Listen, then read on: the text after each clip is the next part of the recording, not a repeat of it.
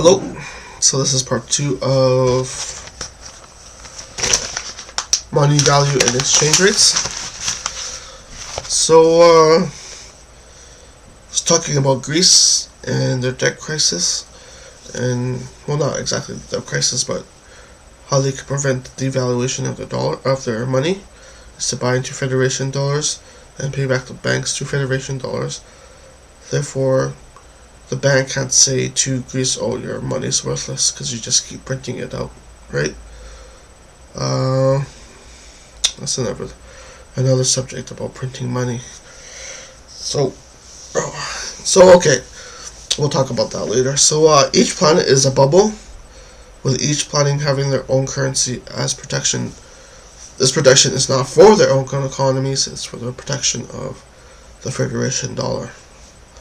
So one can burst, say a bubble bursts on a planet, and while it bursts, other planets are kept safe. So Federation dollars would be the worldwide stable currency set out at a stable exchange rate. So all global goods that fluctuate, say oil, wheat, gold, silver, bananas, apples, produce, lumber, coal, stuff like that, metals, precious metals, all goods that fluctuate should fluctuate in Federation dollars.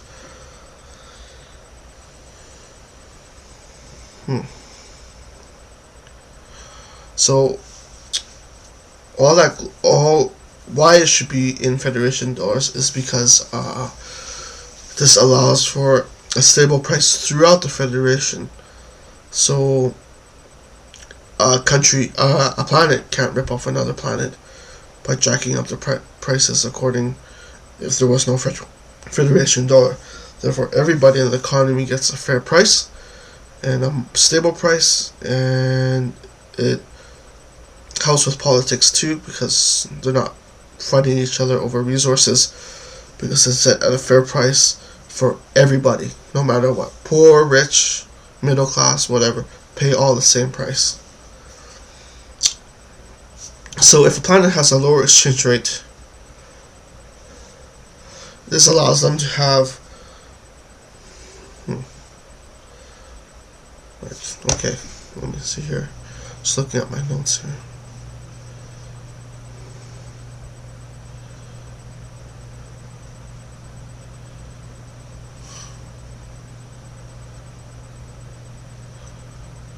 Okay. Anyways, I don't understand what that says.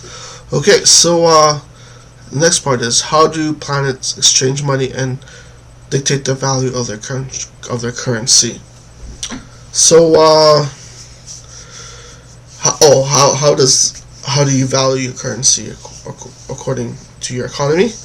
Well, it's according to your economy. That's how you value your own planetary currency. So it's depending the size of your economy, right? So say U.S. economy is 4.2 trillion, Canada is 2.1 trillion. U.S. is bigger, therefore money is worth more. It is also correlated with the growth rate of the economy. More growth and stability means the dollar value is greater in that economy. Also, the quantity and quality of goods also factors in to the value of your dollar.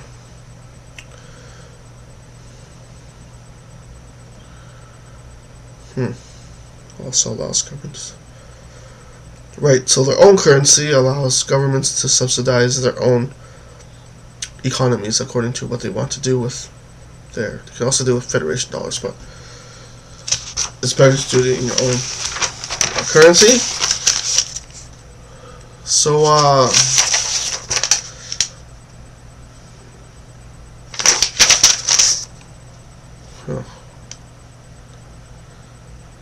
okay, so yeah, talking about subsidization of your economy.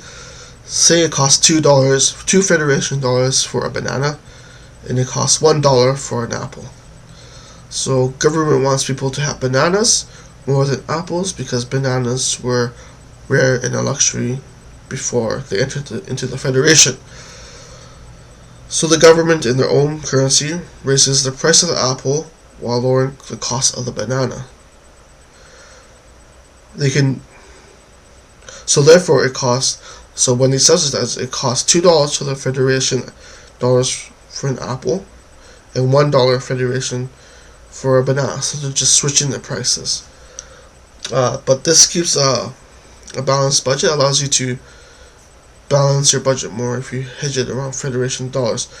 But this doesn't take into effect of quantity of how it's sold and other factors such as demand and supply. So the government in their own currency can raise the price of the apple while lowering the cost of the banana.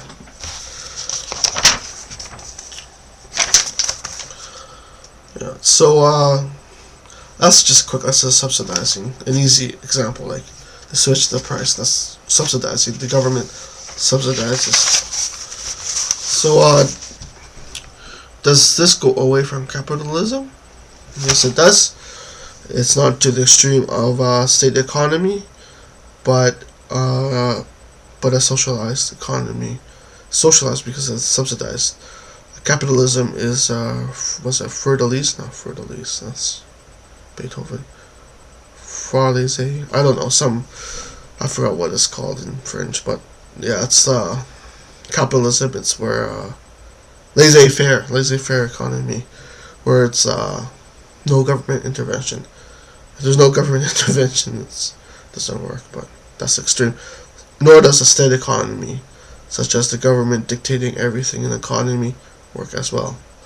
So what we have here on Earth and some other places, most places, is a socialized economy where there is part capitalism, part government's regulation, and regulation usually comes in environmental regulations. Say they need to meet these standards or government standards about safety or subsidies to other parts of the economy. So no economy can work without one part subsidizing another part. That happens even in the American economy. There's a lot of subsidizations actually going on. So, but note that over time, the things that are subsidized changes over time. So one thing won't be forever be subsidized, because eventually it works its way itself. It either it's not worth it to subsidize anymore, or it doesn't need to be subsidized anymore. So how does market pressures play in this kind of economy? So market pressures is supply and demand. That's a quick lesson. It's just supply and demand. So I would draw a graph, but just take an economic course and you'll understand it. So it dictates what should be and what shouldn't be produced. Oh, okay. So I'll just draw a quick supply and demand if I remember how it goes. I took like economics 7 years ago. So let's see here.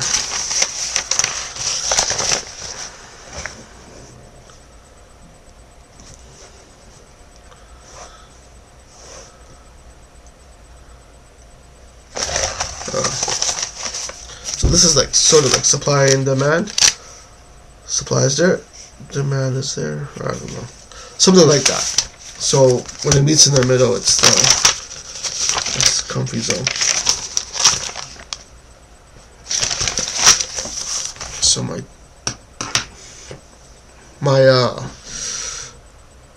webcam is going to time out at 10 minutes. So I'll continue this in part 3.